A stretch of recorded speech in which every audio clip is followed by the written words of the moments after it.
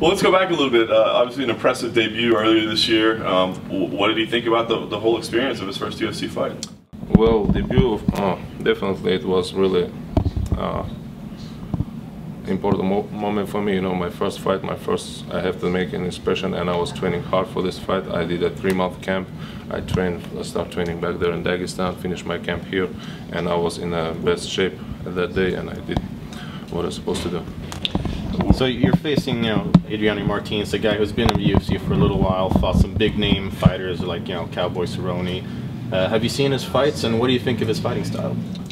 Well, first of all, I'm happy that UFC gave me such a good opponent because, I like to fight with the good fighters, with the best fighters, and if with the God's help, if I'll beat him, I can just jump into the ratings like really fast.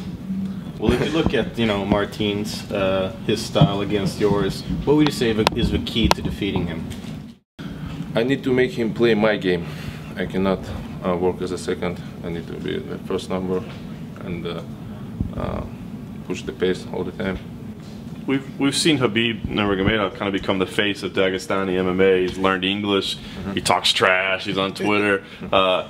Can he follow that same guideline, or does he say that's just not me? I could never do that.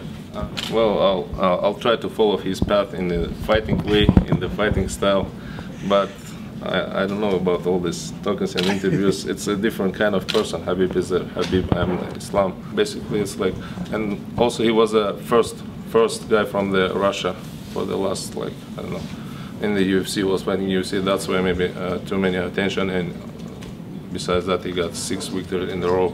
He beat like current champion. I think that's why too much attention for this guy.